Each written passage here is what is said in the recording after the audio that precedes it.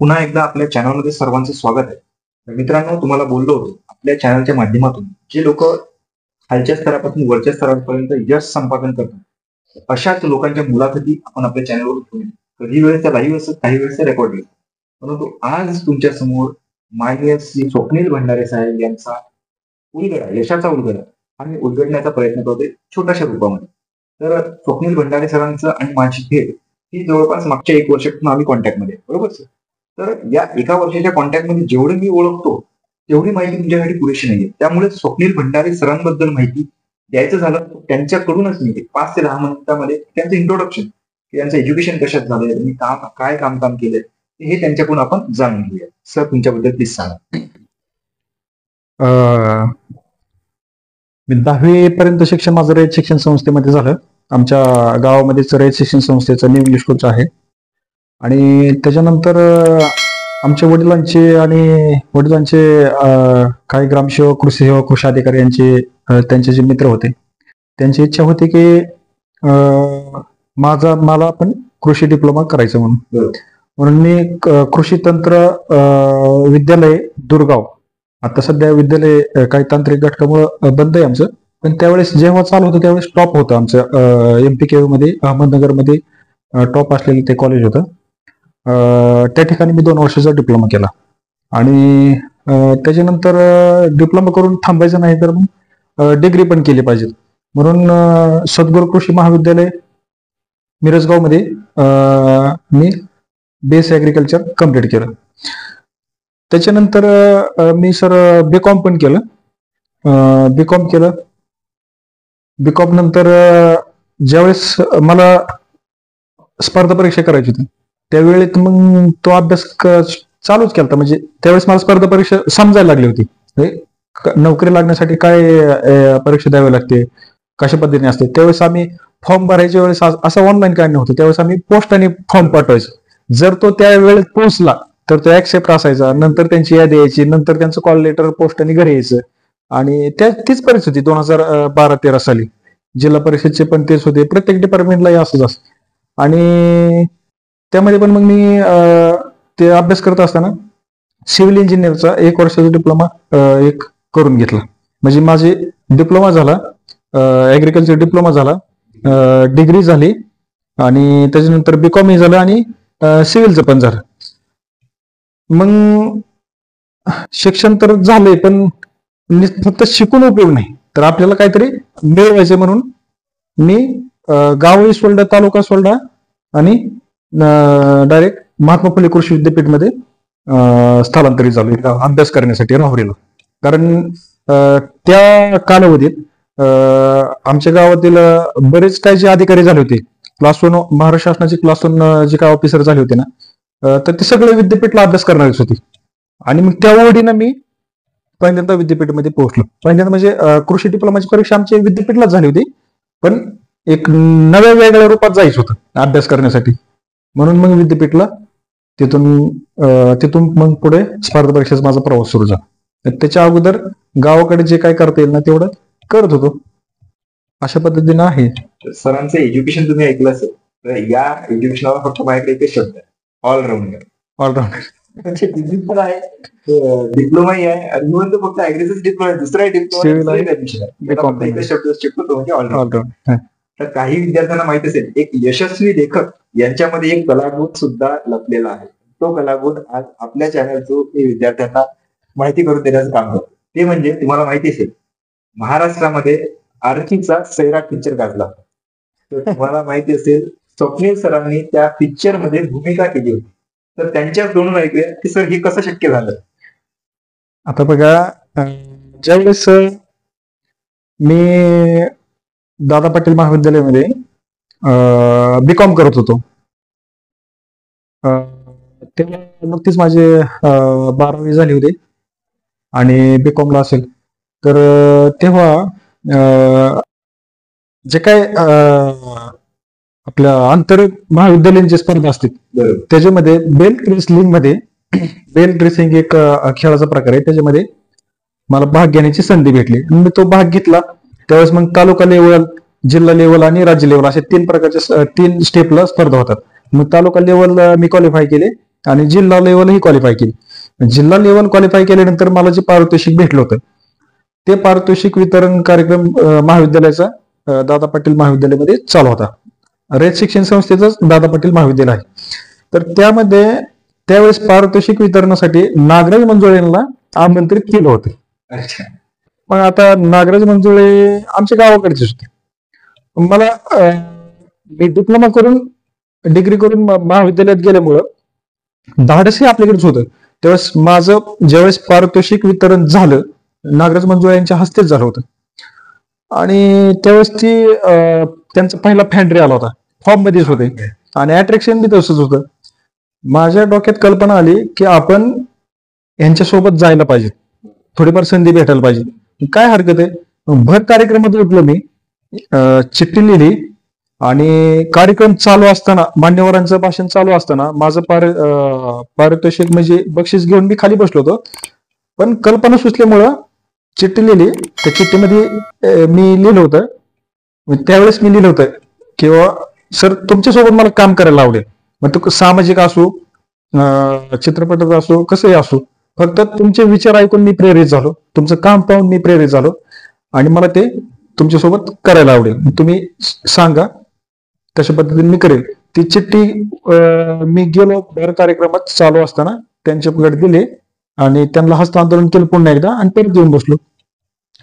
मग त्यांनी नंतर मग मला बोलून घेतलं आणि अशा पद्धतीने मग मला त्यांनी जेवढं काय जमत तेवढा रोल मला दिला. मग आमचे आरचे परशा जे म्हणतात रिंकोई आणि आकाशे यांच्यासोबत 3 दिवस आम्ही हसत खेळत वातावरणात राहिलो. पण आम्हाला त्यावेळेस माहित नव्हतं की हा जो चित्रपट तयार होतोय पुढे जाऊन इतका फेमस होईल म्हणून. पण ते तयार झाल्यानंतर त्याच्यानंतरच्या टप्प्यात मी विद्यापीठला गेलो, राहुरी कृषी विद्यापीठला गेलो आणि नेमकाच तो मुळे आला. आमच्या मनात नाही, ध्यानात नाही कधी रिलीज झाला, कारण विद्यापीठला गेल्यानंतर फक्त आपण अभ्यासच करतो. सीन सांगाल का कोणता? ज्यात तुम्ही त्या क्लासमध्ये तो जो सीन होता, मग तीच कहाणी अशी झाली की मग सायरेत मध्ये विद्यापीठला गेल्यानंतर ते मुळे जे पाहुणे यायचे ना ते मला बघायचे. सगळ्या विद्यापीठमध्ये माझं ते हे झालं की सायरेट मध्ये काम केलंय, सायरेट मध्ये काम केलंय. अक्षरशः त्या विद्यापीठमध्ये असे लोक मी रस्त्याने चालू ना उभं माझ्याकडे बघायचे. म्हणजे तो चित्रपट इतका त्यावेळेस हिट झाला होता. मग तो जो सीन आहे, आता जो महत्वाचा जो सीन आहे सध्या ट्रेडिंग मध्ये असलेला की आर्चीचा जो भाव आहे प्रिन्स, तो प्रिन्स तर मिथुन सरांना मारतो. म्हणजे जे ते शिक्षक होत असतात त्यांना तो कानाखाली देतो. तर तो आणि मी असे ते सर प्रिन्स आणि त्यांच्यामध्ये मी असं बसलेलो. तो एक सीन आहे. तो सीन संध्याकाळी आम्ही 12 वाजता शूट केला. संध्याकाळी 12 वाजता. ऍक्च्युली चित्रपटात दाखवत असताना तो सकाळी 9-10च्या दरम्यान किंवा 11च्या दरम्यान रात्री 12ला शूट केलेला आहे. आणि तो सीन दाखवला कधी सकाळचा. त्यांनी सगळं त्यांच्याकडे सुविधा उपलब्ध होते, ती तशा पद्धतीने ते सगळं स्ट्रक्चर उभा करायचे आणि हे केलं. आणि 3 दिवस आम्ही हसत खेळत तो सगळं त्यांच्या सोबत राहून शूट केला. सकाळी आम्हाला 7 वाजता बोलायचे, आम्ही मग 7 वाजता जायचो. 15 किलोमीटर आमचं कर्जतवरून गाव असल्यामुळं सकाळी गाडी घेऊन जायचो. 7 दिवस आम्ही त्यांच्या ओढीने त्यांच्यासोबतच आणि अशा पद्धतीने झालं. आणि न कळत तो इतका फेमस झाला की विद्यापीठमध्ये बी ती मला ते त्या सायरेट नावानेच परत नंतर ओळखायला लागली. असं सायरेटच असं खरंच खूप छान वाटलं. एक विद्यार्थी, एक एज्युकेटर, एक लेखक आणि त्यातला एक कलावंत ऐकायला लागेल आमच्या विद्यार्थी. त्यानंतर माझा तुमच्यासाठी एक पुढचा प्रश्न असा आहे सर की स्पर्धा परीक्षा, बरोबर, स्पर्धा परीक्षेचा प्रवास तुमचा कसा आहे? तर खरे स्पर्धा परीक्षेचा प्रवास माझा सर विद्यापीठला गेलो सुरू झाला. घरची परिस्थिती बेताचीच होती, एवढं म्हणजे काय भरपूर काय नव्हतं.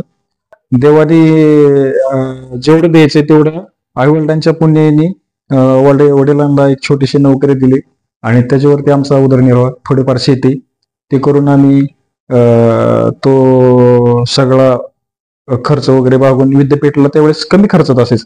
त्यावेळेस मेस असं विद्यापीठला 900 रुपये मेस होती सर. आणि काय राहिला 200-300 रुपये लागायचे. म्हणजे 1000-1200, 1500 पर्यंत महिना होऊन जायचा. 4 का 5 रुपयाला पोह्याची प्लेट होती. आणि आहे आता सगळं वाटतंय. आणि तिथं सगळं म्हणजे स्वस्तच होतं. विद्यापीठमध्ये विद्यार्थ्यांना ज्या सुविधा आहेत ना ते एकदम कमी, महाराष्ट्रात कुठंच नाही. इतक्या स्वस्त होत्या. आणि विद्यापीठ असे आहे की महाराष्ट्रातले त्या काळातले जवळजवळ आज असणारे सिनियर ऑफिसर वगैरे असतील 40% जे ऑफिसर आहेत महाराष्ट्रात, एकूण ह्याच्या 100% 40% हे सगळे विद्यापीठने घडवलेले ऑफिसर आहे. ती ओढ आणि तिथलं सगळं वातावरण आणि निसर्गरम्य जे झाडी वगैरे एकदम मस्त. आणि अभ्यास लायब्ररीमध्ये नाही, झाडाखाली बसून करायचं, झाडाखाली बसून करायचा अभ्यास. आणि केला तिथे गेल्यानंतर अभ्यासाची पण ओढ जी आहे ना ती आपोआप लागली सर. म्हणजे असं सांगायची गरज ना पडत, विद्यार्थ्याला पडत नाही की तू सकाळी उठल्यापासून जा बाबा पुस्तक घे आणि अभ्यास कर, असं नाही. तिथं सकाळी झोपेतनं उठल्यापासून तो प्रवास, संध्याकाळी डिस्कशन, म्हणजे दिवसभराचा अभ्यास केलेला असतो त्याच्यावरती संध्याकाळी डिस्कशन होतं. मग 11-12 वाजता झोपणे वगैरे, आणि परत उठलं की तेच, उठलं की तेच, परत परत परत परत. ही सांगायची गरज नाही, कारण आपल्या शेजारचा डाव्या बाजूचा उजव्या बाजूचा मुलगा त्या डेडिकेशनने म्हणजे त्याच उद्देशाने अभ्यास करत असतो. आणि आपण पण ते बघून आपोआप अभ्यासाची आपल्याला पण ओढ लागते आणि स्पर्धा निर्माण होते. हा, आणि सकाळी उठल्यापासून संध्याकाळी झोपेपर्यंत फक्त अभ्यासच असतो, बाकीचं काय विषयच नाही. म्हणजे कुठं पिक्चरला जा, इकडे जा फिरायला, तिकडे जा फिरायला. माळरानावरती विद्यापीठ स्थापन झालेलं आहे, तिथं कुठं जाणार आहे. एक झाड, ते झाडाचं खोड, खाली एक डिजिटल आपल्याला हात राहिला आणि त्याला टेकून बसायला, आणि आपल्याला सोबते फक्त पुस्तक. अशा पद्धतीने तो अभ्यास होता. आणि त्यावेळेस काय ऑनलाईन क्लास वगैरे काय नव्हतं, आम्ही गेलो त्यावेळेस ऑनलाईन युट्यूब वगैरे क्लास काय सुरू, सगळं स्वतःचा सेल्फ स्टडी करायचं, असं होतं ते. अशा पद्धतीने मग अभ्यास सुरू झाला. मुलांची खूप गर्दी असल्यामुळे लवकर उठावं लागायचं. लवकर उठल्यानंतर तरच आम्हाला आंघोळ करायला लवकर भेटायची, नाहीतर मग उशीर व्हायचा, 9-10 वाजायचे. पण दिवस उजेडाच्या आतमध्ये आम्ही आंघोळ करून त्या जागेला जाऊन बसायचो. आणि ज्यावेळेस बाहेर काढते ना त्यावेळेस तर काय विचारायच नको, कुठेतरी जाऊन नळाखाली तिथे आंघोळ करणे आणि पटकन येऊन बसणे. कारण 9 वाजता तर विद्यापीठ चालू होतं, मग 9च्या अगोदर सगळं ओपन होतं ना. मग त्यामुळे आम्हाला लवकरच सगळं आवरून तयारीत राहावं लागायचं. असं मग आम्ही दिवस उजेडाच्या वेळेस सूर्य उगवणार तेव्हा आम्ही आंघोळ करून अभ्यासाला तिथं बसलेलो असायचं. अशा पद्धतीने आपण एक 4-5 वर्ष तिथे काढली. कधी कधी पाऊस आला तर समजा आम्हाला जागाच नसेल राहिला तर आम्ही विद्यापीठचे जे एखादं डिपार्टमेंट असेल ते जे बाहेरच्या जे पायऱ्या असतील त्या पायऱ्यावरती आम्ही 1-2 महिने संध्याकाळी झोपून काढले, रात्रभर तिथं. मग कधी आम्हाला असं विचुकाटा असेल, साप वगैरे, असे भरपूर निघायचे साप वगैरे, पण कधी भीती वाटली नाही. का भीती वाटली नाही? घरची परिस्थिती आणि जे काही घरनं प्रोत्साहन होतं, युवा झालं पाहिजे, आपल्याला ही परिस्थिती बदलायची, आणि जर आपण आता जर केलं नाही तर आपण परत आयुष्यात कधी करू शकत नाही. आणि जो काय आपल्याला ह्या स्पर्धा परीक्षेतनं जी पोस्ट भेटेल, त्यातनं जो काय माणसांना भेटेल, ह्या गोष्टी सगळ्या आपल्याला आयुष्याला कलाटणी देणारे असतात. आणि आपल्या आई वडिलांचे कष्ट आठवले, आपल्या आई वडिलांचा चेहरा जर आठवला तर आम्हाला अशा ठिकाणी राहिले कधी भीती सुद्धा वाटलेली नाही. तुम्हाला सांगतो, एक वेळेस तर असं ह्या टायमालाच दरम्यान 4-5च्या दरम्यान आम्हाला बाहेर काढलं. तिथं काय आम्हाला सांगितलं की बाहेर निघावं लागायचं, आपल्या घरचं थोडंच होतं. बाहेर काढलं आम्ही सगळे, अंतरून पांघरून पुस्तक वगैरे घेतले, आणि एक वॉटर मॅनेजमेंटचं डिपार्टमेंट होतं आणि त्यांचे ते खड्डे होते असे केलेले सगळे, आणि त्याच्यामध्ये ते पुस्तक वगैरे नेऊन ठेवले आणि वरनं डिजिटल टाकलं. कारण कधी पाऊस जर आला तर सगळे जर भिजले तर उपयोग नाही ना काय. आणि माझं फक्त टार्गेट एकच, फक्त कृषी घटक. पहिल्यापासून टार्गेट एकच होतं आपलं, कृषी घटक. आणि कृषी घटकामध्ये सुद्धा आपण चांगला, त्यावेळेस मध्ये आमचं डिस्कशन करण्याचा जो मुलांचा ग्रुप असायचा त्याच्यामध्ये टॉप असायचो मी. बऱ्यापैकी 1-2 एक्झामला मी टॉप राहिलो. सर डिग्री झाल्यानंतर पहिल्या वर्षी पोस्ट निघाली माझी महाबीजची पोस्ट निघाली, ते काय जॉईन केली नाही, कारण पुढे कृषी सेवक येऊन ठेपली होती. आणि चला ठीक आहे, पहिलेच वर्ष आणि लगेच पोस्ट निघाली, आपण ह्याच्यापेक्षा चांगली भारी करू. त्यावेळेस काय मग डॉक्युमेंट व्हेरिफिकेशन केलं, जॉईन काय केलीच नाही. आजही त्यावेळेस डॉक्युमेंट व्हेरिफिकेशनला गेलतो 2016-17 साली. जे शिक्षक डॉक्युमेंट व्हेरिफिकेशनला माझ्याकडे ते तिथले अधिकारी जे चेक करायला होते ना, ते सुद्धा आज माझ्या सर कॉन्टॅक्ट मध्ये. त्यांना ज्यावेळेस कळलं ना की मी पुस्तक लिहिले तर त्यावेळेस म्हणले, बघ स्वप्नील, त्यावेळेस तू जॉईन झाला नाही, मग तू काहीतरी नवीन करून दाखवलं महाबीजला. मी तुला समजा तुम्ही आले नाही, न आल्याचा फायदा आज ह्याच्या रूपाने इतकं त्यांना आनंद वाटला ना. काटे सर म्हणून आहेत महाबीजचे, आता ते पण रिटायर झालेले, असिस्टंट एमडीसी त्यांनी काम केलेले महाबीजचं, ते पण आपल्या कॉन्टॅक्ट मध्ये आहेत. आपण त्यांच्या मार्फत सुद्धा आपण महाबीजची ऍड काढण्यासाठी प्रयत्न करू शकतो, चांगले, काय अडचण आहे. तर म्हणजे अधिकारी पण आपल्याला त्यावेळेस चांगले भेटले. तर मग त्याच्यानंतरचा प्रवास मग भरपूर. 2016ला तर मला जवळजवळ एक 92 मार्क होते कृषी घटकला 120 पैकी. पण मला इंग्लिश थोडं कच्चं असल्यामुळे मला तिथं जर थोडं मी पाय घसरला नाही तर त्यावेळेस पण हुकला. मग तिथून पुढे 2 वर्ष गेलं. नंतर मग 19ला मी पुण्याला आलो विद्यापीठ सोडून. पण विद्यापीठ इतकं खडतर परिश्रम, राहण्याची व्यवस्था वगैरे सगळ्या गोष्टी, मेस वगैरे सगळं इतकं म्हणजे वातावरण एकदम छान आहे. पण परिस्थिती आम्ही ती सहन करून पुढे आलो पुण्यामध्ये. नंतर मी एमपीएससी साठी पुण्यामध्ये आले 19ला. अशा पद्धतीने स्पर्धा परीक्षेची जी ओढ आणि अभ्यास करण्याची जी उर्मी, तिथल्या नोट्स वगैरे सगळ्या नोट्स कृषी सेवकला बऱ्यापैकी आम्ही तयार केलेलं. बरेच जण मुलं तिथं आजही झेरॉक्स करून तिथं वापरतात. आणि आमचा ग्रुपही होता. ग्रुप डिस्कशन हा अभ्यास करण्याचा सगळ्यात महत्वाचा. तुम्हाला कोणाची मार्गदर्शनाची आवश्यकता नाही, कोणाची क्लास करण्याची सुद्धा आवश्यकता नाही. ग्रुप डिस्कशन हा ऍग्रिकल्चर जो तांत्रिक घटक जो काय आहे ना, म्हणजे आता ही ग्रामसेवकला असेल कृषी घटक जर तुम्हाला लक्षात ठेवायचा असेल ना, तर ग्रुप डिस्कशन सगळ्यात खूप महत्वाचं आहे. आम्ही त्याच्यावरती भर द्यायचो. सर आम्ही सकाळी 7 वाजता जर डिस्कशनला बसलो, समजा आता 15 दिवसावर एक्झाम आली ना, तर आम्ही 15 दिवस अगोदर किंवा 10 दिवस अगोदर फुल डिस्कशन करायचो.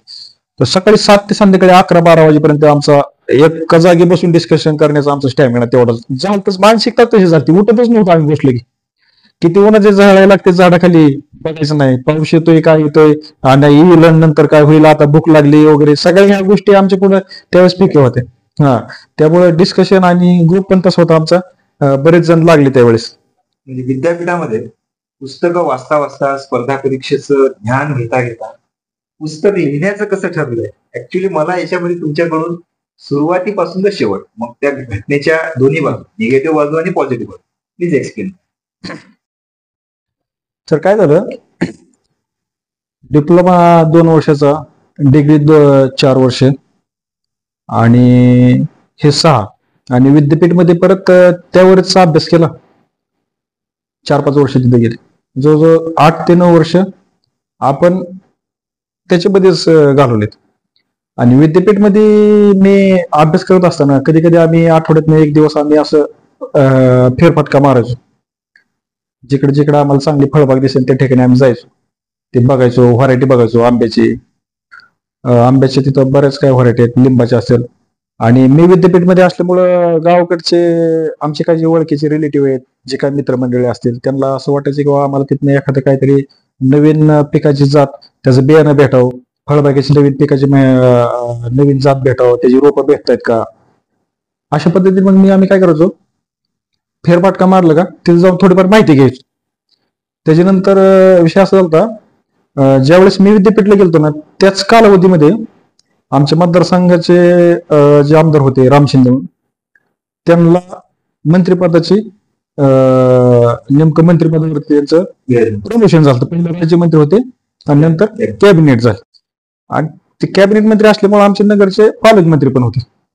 आणि आमचं गाव त्यांच्या शेजार होतं. आमचं म्हणजे फॅमिली रिलेशन असल्यामुळं तेवढं होतं. मी विद्यापीठमध्ये काय अडचण आली, काय कशा संदर्भात वगैरे काय कार्यक्रम वगैरे असले तर त्यांना ते इन्व्हिटेशन देणं वगैरे. आणि ते संबंध जवळचे असल्यामुळं कोणत्याही डिपार्टमेंटला गेलं का आपल्याला तिथली माहिती लगेच उपलब्ध व्हायची.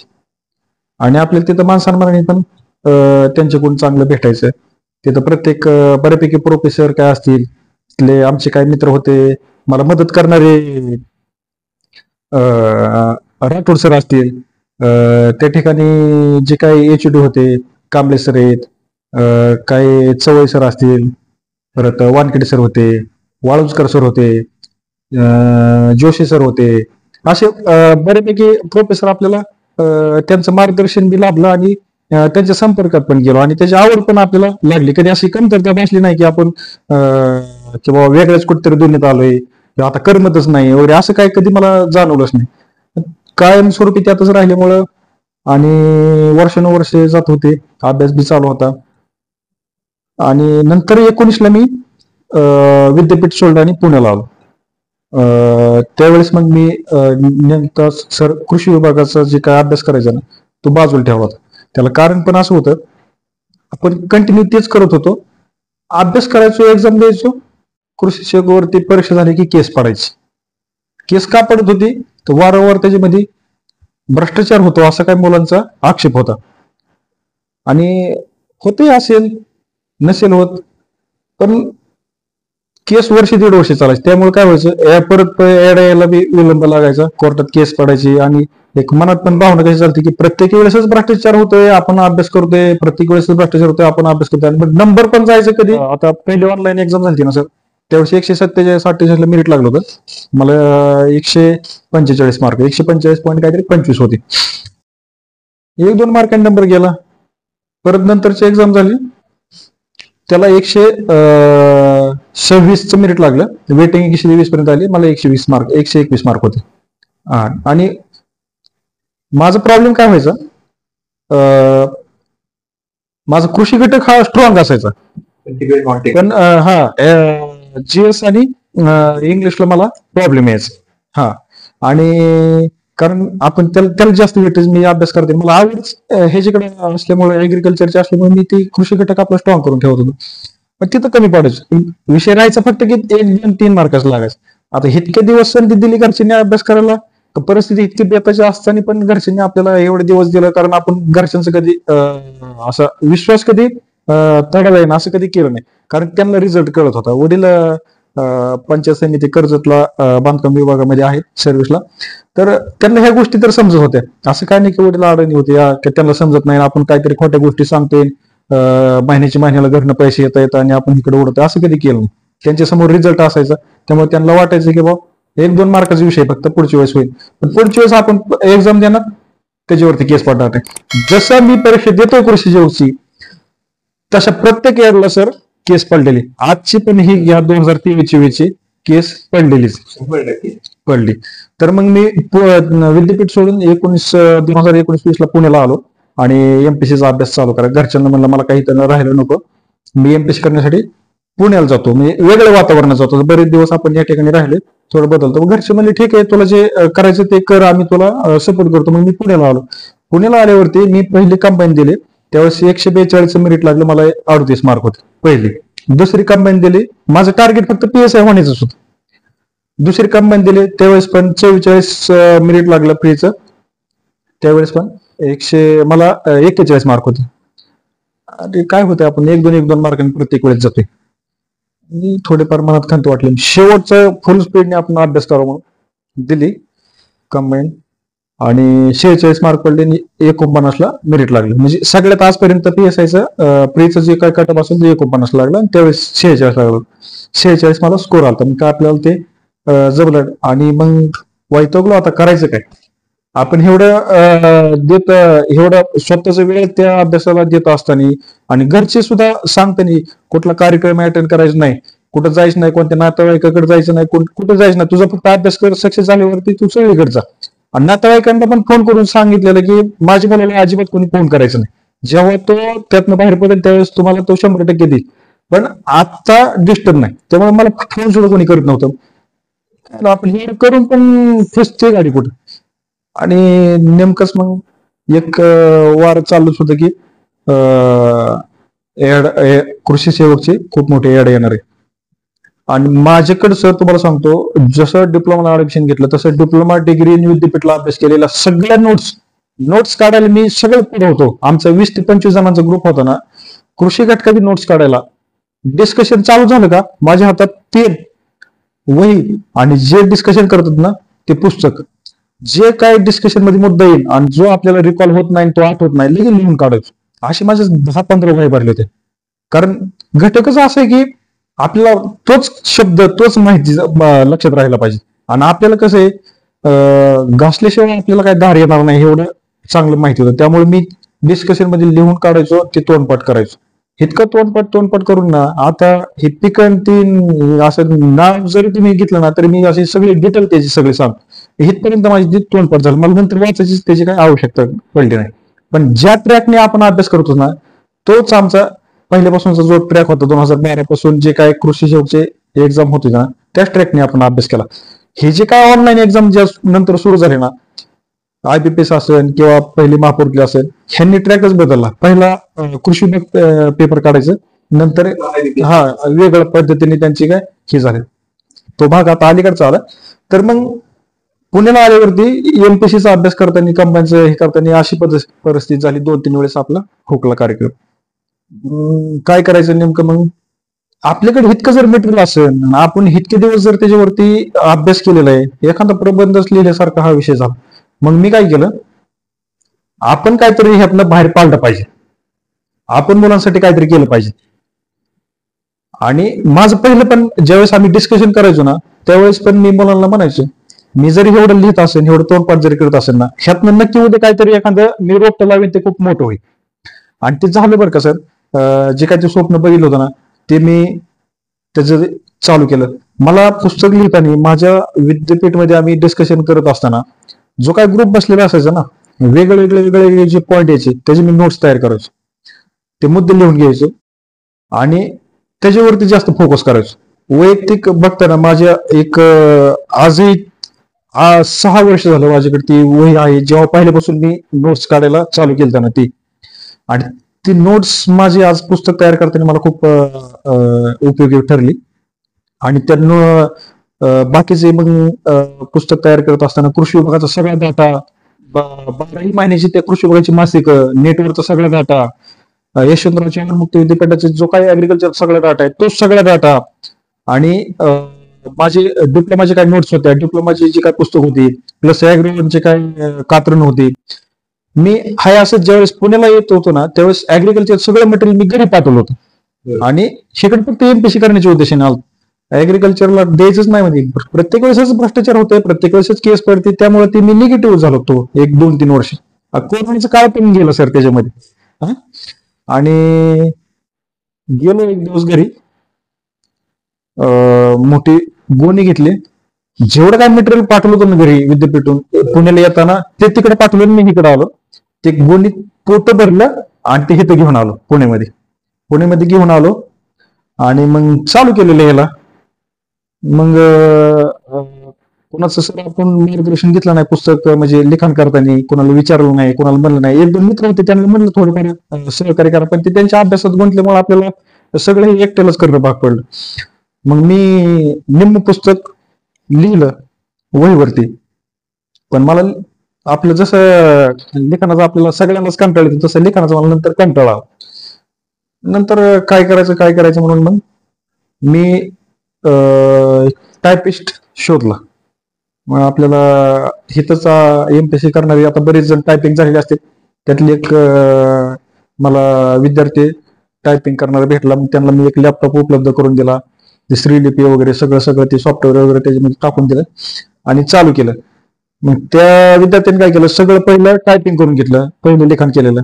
नंतरचं लिखाण मी कसं केलं, माझी नोट्स ठेवली आणि मग मुद्दे ती वाचून घ्यायचो, ते पूर्ण पेज, आणि मग मी त्याला माझ्या तोंडी भाषेत सांगायचो ते टायपिंग करणार, आणि ते टायपिंग करत जायचं. मग आम्ही एक एक एक एक एक एक असा मुद्दा हळूहळू डोंगर कमी होत आला आमचं. म्हणजे जे काय हे होतं की बाबा होईल का नाही माझ्याकडून, पण एक असं सगळं आम्हाला 1-1.5 महिना लागला नंतर टायपिंग करायला, सगळं सांगायला. आणि हे सगळं सोपं कशामुळे गेलं मला, तर एक 7-8 वर्ष शिक्षण, आपलं डिप्लोमा डिग्री त्यातच झाल्यामुळे, आणि त्याच्यावर परत आपण अभ्यास केल्यामुळे, वारंवार ते परीक्षा देणं, प्रश्न सोडवणं, डिस्कशन मध्ये पुन्हा आपल्याला ते डिस्कशन म्हणजे इतकं व्हायचं, नाही आलं ना तर ते चिडवायचं, म्हणजे खूप परत वाईट वाटायचं आपल्याला. त्यामुळे ते पुन्हा आपल्याला ते म्हणजे असं काय म्हणतात ना, आपण ऊसातनं रस कसं काढून देतो आपल्याला रसवंतीवरती, तसं माझी हालत व्हायची डिस्कशन करताना. त्यामुळे मी ती इतकं तोंडपाठ करून घेतलं, आणि त्याचा मला फायदा सगळा पुस्तक लिहिताना झाला.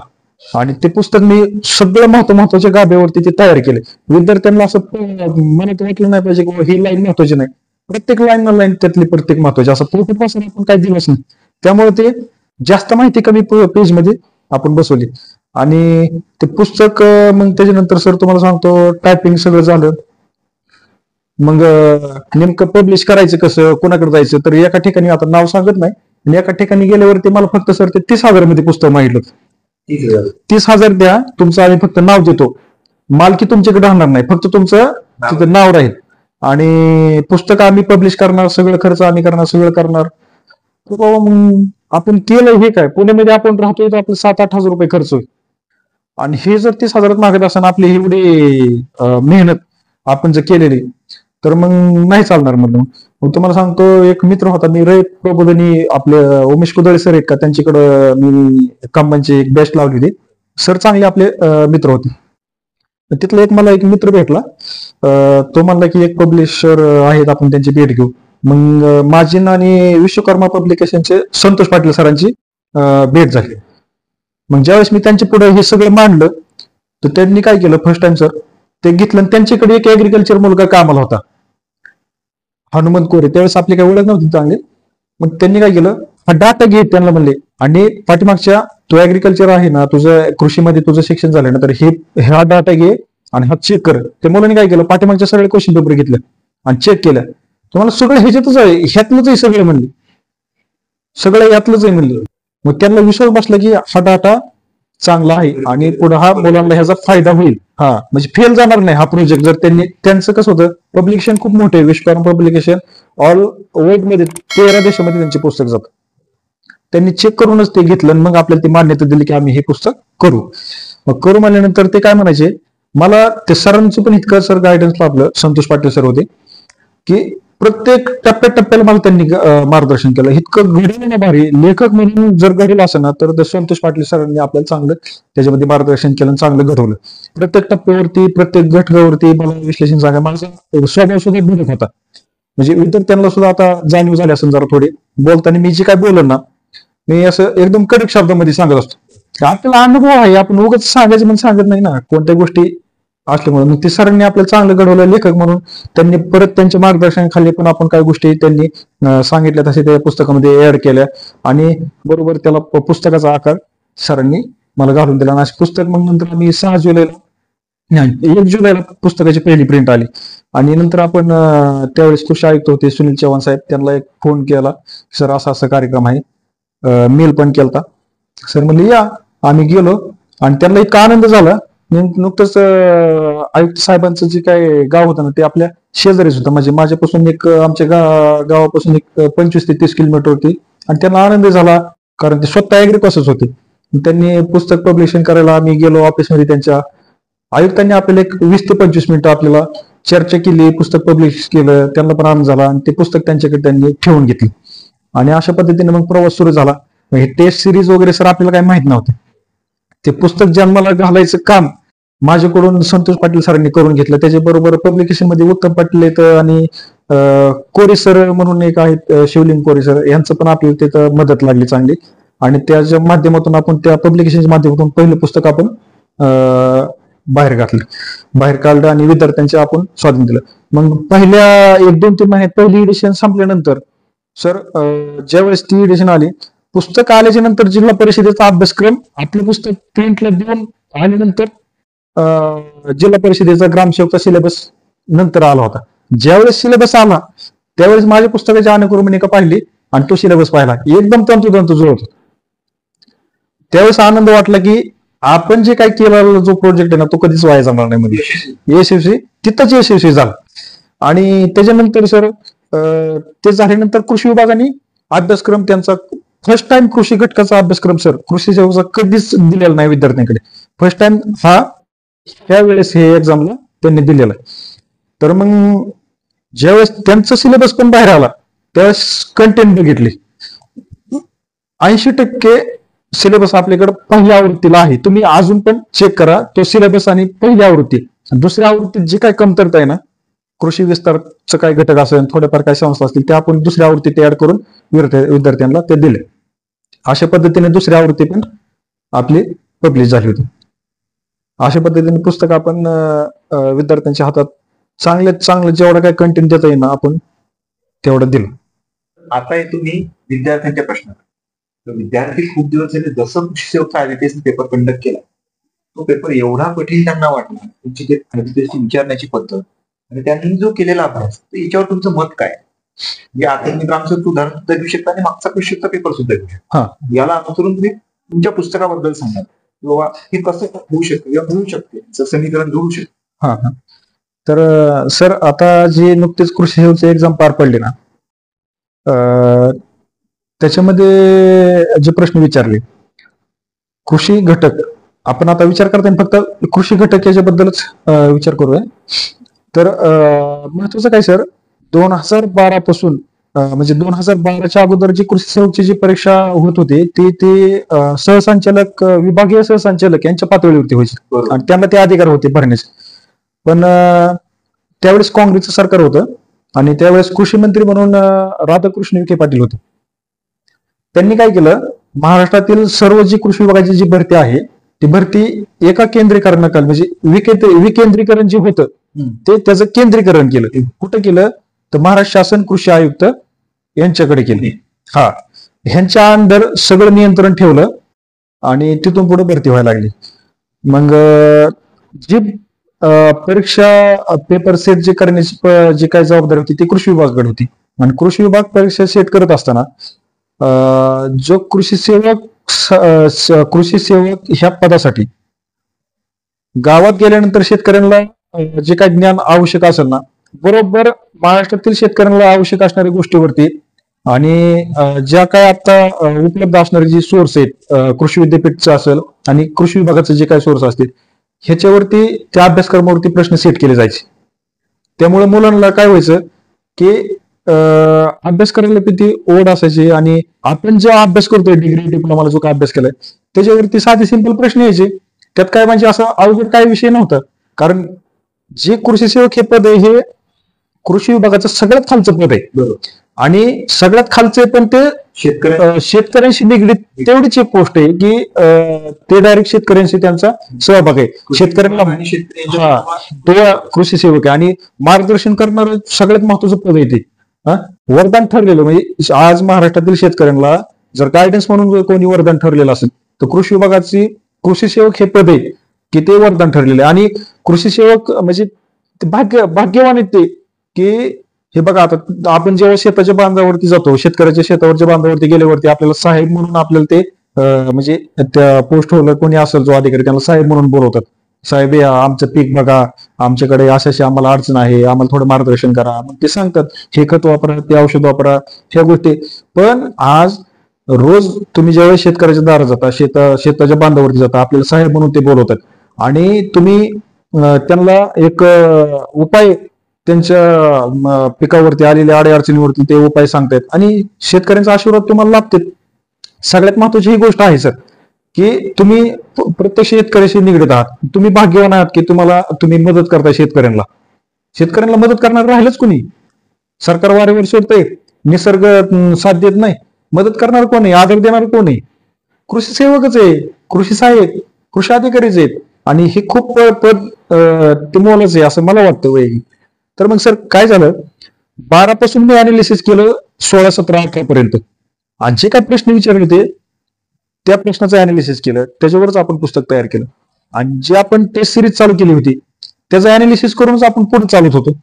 आता वेगळी बुद्धी वापरून परीक्षा सेट करणं, टेस्ट सिरीज सेट करणं हे कोणाला पटणार नव्हतं. जे अनालिसिस करून जे पाठीमागे झाले त्यावर आपण पुस्तक तयार केलं आणि त्यावेळेस आपण टेस्ट सिरीज ही चालू केली. त्यावेळेस मुलांचा पण खूप प्रतिसाद भेटला आणि पुस्तक ही रचना ही पुस्तकातली एकदम चांगली मुलांना आवडल्यामुळं पुस्तकाला प्रतिसाद चांगला भेटला, टेस्ट सिरीजलाही चांगला भेटला. आणि त्या माध्यमातून टेस्ट सिरीजच्या माध्यमातून मला विद्यार्थ्यांशी डायरेक्ट कनेक्ट व्हायला एक मला ते माध्यम भेटलं. आणि त्याच्या माध्यमातून मी बरेच जणांना ज्यांचे कॉल येतील, मी सर सकाळी उठल्यापासून संध्याकाळी 10, 11, 12 वाजेपर्यंत कंटिन्यू मेसेजवरती असायचो. मुलांचे काय मेसेज आले ना, कॉलवर बोलणं शक्य नव्हतं. तर कधी कधी माझी बोट आहेत ना, बोट मी अशी कधी बांधून ठेवायची. इतकी चॅटिंग करून मला ते मुलांना रिप्लाय करून करून मला ते हाताला हे असं कधी असं वाटायचं की, पण थकलो नाही कधी मी. का थकलो नाही, पहिलेच वर्ष होतं, सहसह तर ते विद्यार्थ्यांचा तेव्हा मिळणारा प्रतिसाद आणि कुतूहलाने येणारे फुल. आणि ज्यावेळेस पुस्तक मी पब्लिकेशन मधून पार्सल जायचं किंवा अमेझॉन वरती ऑनलाईन पुस्तक जायचं ना, ज्यावेळेस पुस्तक मुलं उघडायचे, त्याच्यातली रचना बघायचे, त्यातले काय वाक्य रचना बघायचे, महत्वाचे शब्द हायलाइट केलेले आणि महत्वाचा डाटा मुलांना इतकं भारी वाटायचं ना, त्यातले काय चार्ट बघून, त्यातले काय आपण आकृती दिलते, काय चित्र दिलते, मुलांना एकदम भारी वाटायचं. आणि पुस्तक उघडलं पाहिल्यानंतर प्रत्येक मुलाचं आपल्याला रिप्लाय पण यायचे, सर पुस्तक भारी, आणि एक आनंदाचं त्यांच्यावरती हास्य पण चेहऱ्यावरती आपल्याला पाहायला मिळायचं. खूप मुलांनी असे फोन करून आपल्याला त्यावेळेस शुभेच्छा पण दिल्या आणि एकदम चांगलं झालं. पण आता ज्यावेळेस IBPS कडे ज्यावेळेस हा एक्झाम दिली ना, त्यावेळेस सर जे काही प्रश्न काढण्याची जी काही त्यांची पद्धत म्हणा किंवा त्यांची जी काही काठिण्य पातळी ही खूप हाय लेवलची होती. म्हणजे मुलांना आहे ना खूप गोंधळात पाडणारी होती.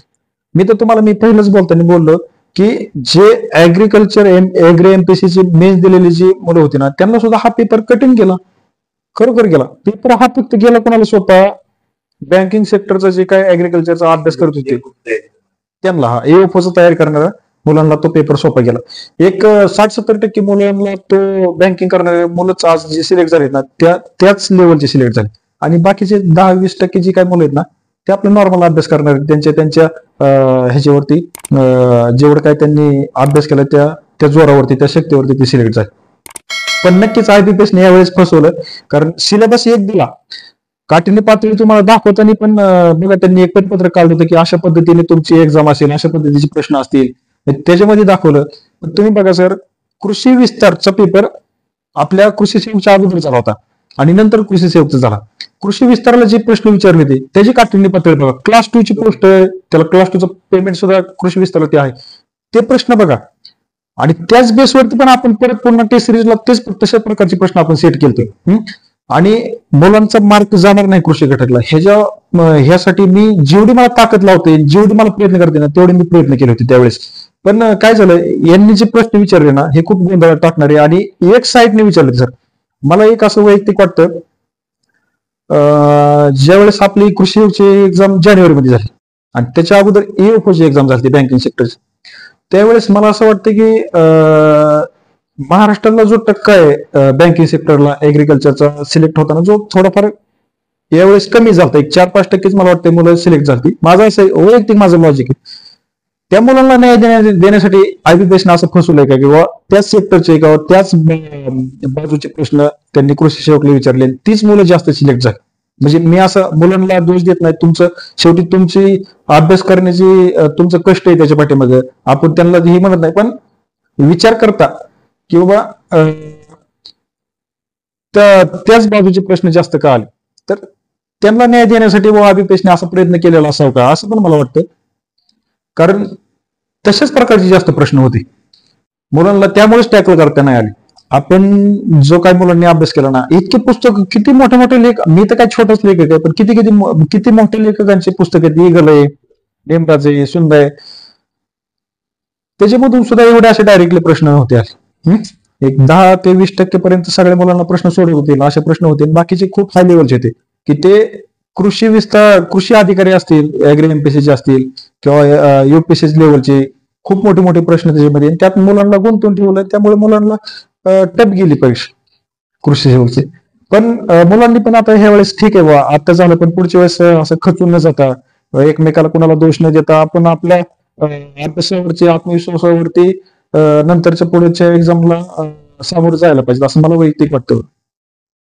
कृषी सेवक, ग्रामसेवक या दोन्ही परीक्षांच्या अभूतपूर्व यशानंतर आपलं पुष्पलता कृषी घटक हे पुस्तक तुम्ही महाबीज भरती, वखार महामंडळ भरती, कृषी विद्यापीठ भरती या भरतीसाठी हे पुस्तक वापरण्यात यावं विद्यार्थ्यांना, यासाठी यात तुम्ही काहीतरी अपडेट करणार आहात का, रिवाइज करणार आहात का, किंवा जी पडलेली कमतरता ग्रामसेवकसाठी पुस्तकाची, की आज मुलांना 1000-2000 मुलांना पुस्तकांची गरज होती, परंतु आज आपण पुस्तक त्यांच्यापर्यंत पोहोचू शकलो नाही, कारण तेवढ्या कॉपी ऑलरेडी कृषी सेवकला खपून गेलं.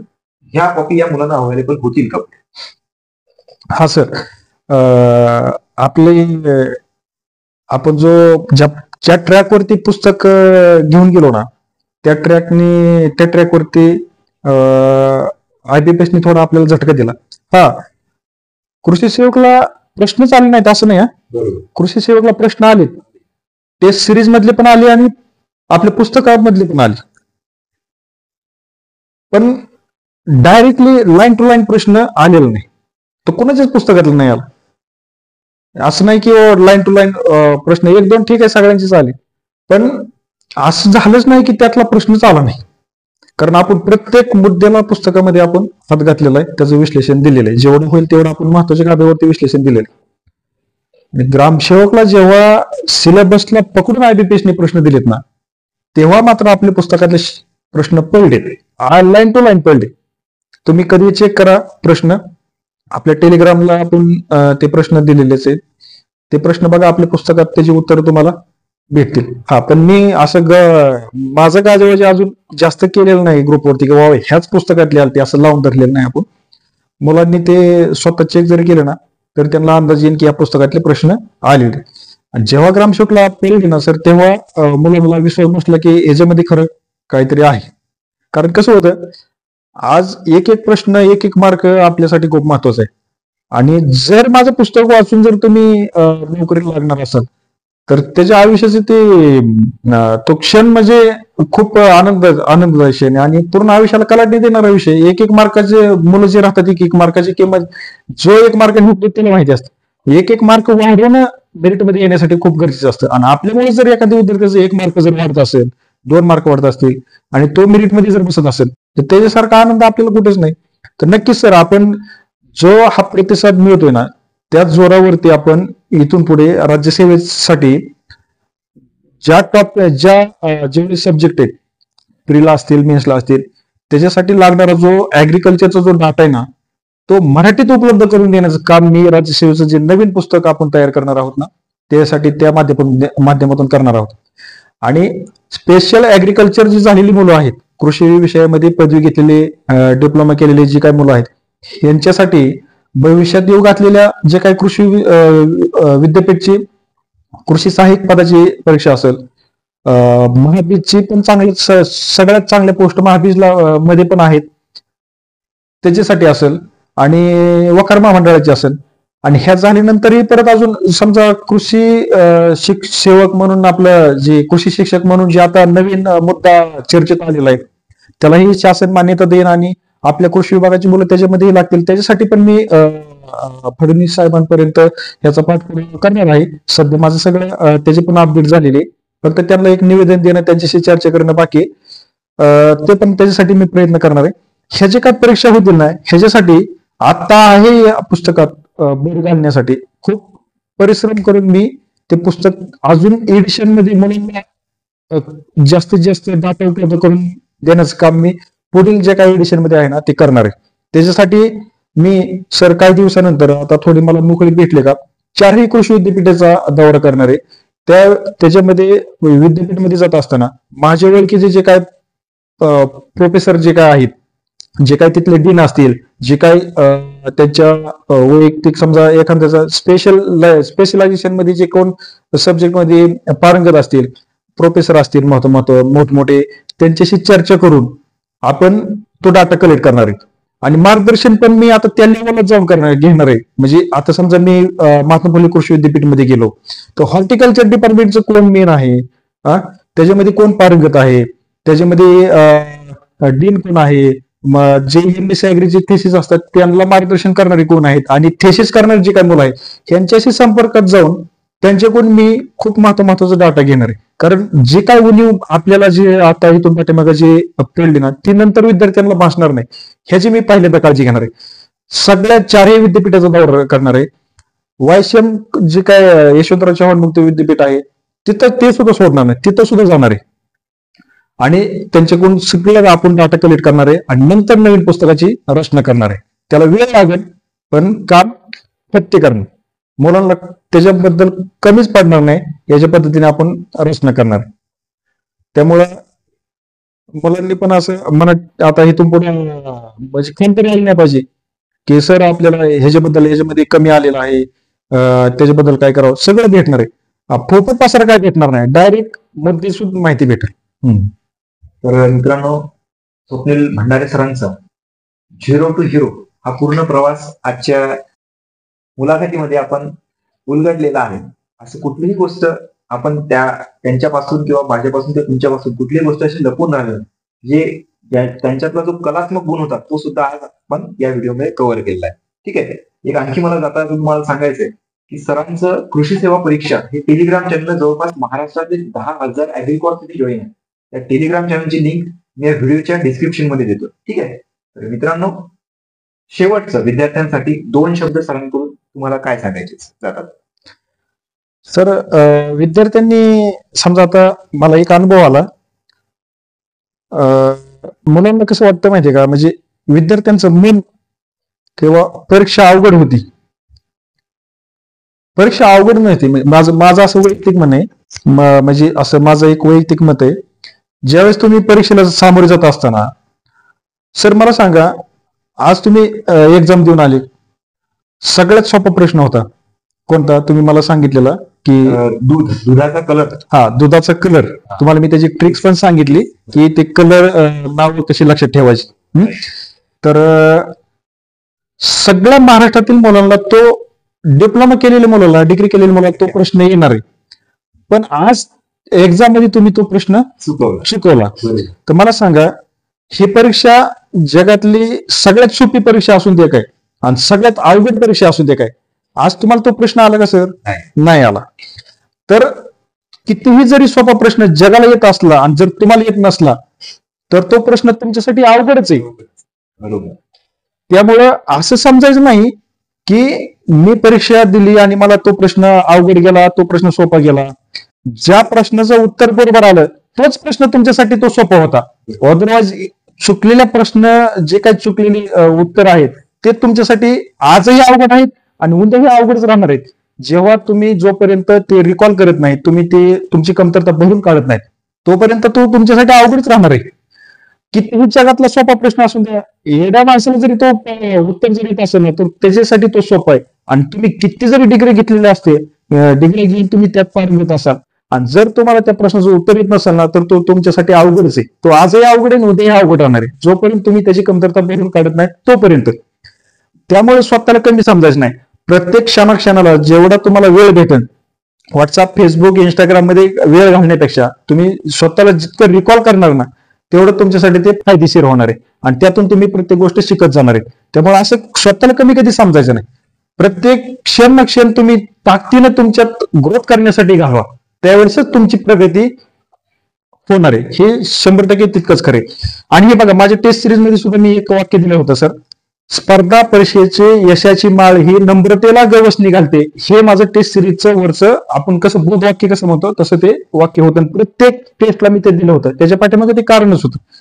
ज्यांनी नम्रतेने तो ज्ञानार्जन केलं, कृषी घटक संपूर्ण समजून घेतला, दिलेल्या सगळ्या घटकावरती त्यांनी अभ्यास केला, त्याला कमीच पडलं असे. आणि विद्यार्थ्यांनी अभ्यास करताना खचून न जाता पुढे चालत राहिलं पाहिजे. प्रत्येक वेळेस तुम्ही तुमच्यात ग्रोथ करत राहिलं पाहिजे.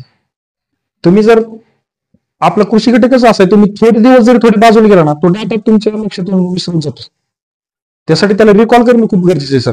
कंटिन्यू त्याच्यामध्ये राहणं गरजेचं आहे, जोपर्यंत तुम्ही यश प्राप्त करत नाही ना तोपर्यंत. आणि इथून पुढे पण सांगतो, ज्यावेळेस तुम्ही कोणत्या, आता समजा उदाहरण आपलं ऍग्रिकल्चर, तुमच्या व्यावहारिक जीवनामध्ये तुम्ही ज्यावेळेस बाहेर जाताना, त्यावेळेस तुम्हाला उपयोगी पडणारे जे काही आजूबाजूच्या ज्या काही सगळ्या गोष्टी ना, कृषी घटकासंबंधीच घ्या. त्यावेळेस त्याच गोष्टीवरती प्रश्न तयार होतात. तुम्हाला वेगळं कुठून जगातलं दुसरं ज्ञान दुसऱ्या देशातलं इथं आणत नाही, तर तुम्हाला ते एक्झामला देत नाही. तुम्ही शेतामध्ये जा, तुम्हाला जे प्रश्न पडतील किंवा तुम्हाला एखादा शेतकरी प्रश्न विचारेल ना, त्याच घटकाशी निगडीत तुम्हाला प्रश्न तयार करून दिले जातात. तुम्हाला वेगळं कुठलं देत नाहीत आणून संशोधन करून, स्पेशल परीक्षेसाठी संशोधन केलंय तुम्ही, त्याच्यावरच परीक्षा द्या, असं कधीच होत नाही. त्यामुळे तुमच्या आजूबाजू परिसरात ज्या काही घटना घडतात, ऍग्रिकल्चर कृषी घटकासंबंधी असते ना, त्यावरच प्रश्न तयार होते. तुम्ही फक्त ते चिकित्सक वृत्तीने ते समजून घेतलं पाहिजे तुम्ही, आणि तुमच्यात ते ज्ञान स्वतः वाढवलं पाहिजे. तुम्हाला कुणी आणून देणार नाही, घेन हे करण मग तू ते पारंगत, असं नाही. आपण स्वतःतली चिकित्सक वृत्ती ज्यावेळेस तुम्ही जागी करणार, त्यावेळेस आपोआप तुम्हाला प्रश्नाची उत्तरं तुम्हाला मिळून जातील. तर स्वप्नील भंडारे सरांचं खूप खूप चॅनलच्या माध्यमातून मी आभारी आहे की तुम्ही तुमचा प्रवास, पुष्पलता जे कृषी घटक पुस्तक आहे, हे संपूर्ण महाराष्ट्रापर्यंत आज पोहोचलेलं आहे. आणि तुम्हाला इथून पुढच्या परीक्षेसाठी तुमचं पुस्तक असंच घवघवीत यश प्राप्त करू, हे आम्ही शुभेच्छा देतो. तर मित्रांनो, आजचा व्हिडिओ तुम्हाला जर आवडला असेल तर नक्कीच लाईक करा, चॅनलला सबस्क्राईब करा. सरांच्या बद्दल तुमचे काही मतमतांतर, तुमच्या काही प्रतिक्रिया असतील तर नक्कीच आपल्या कमेंट बॉक्समध्ये तुम्हाला उपलब्ध आहे. धन्यवाद मित्रांनो. जय हिंद, जय महाराष्ट्र, जय वंदे मातरम, जय स्वच्छ भारत, जय शाहू फुले आंबेडकर.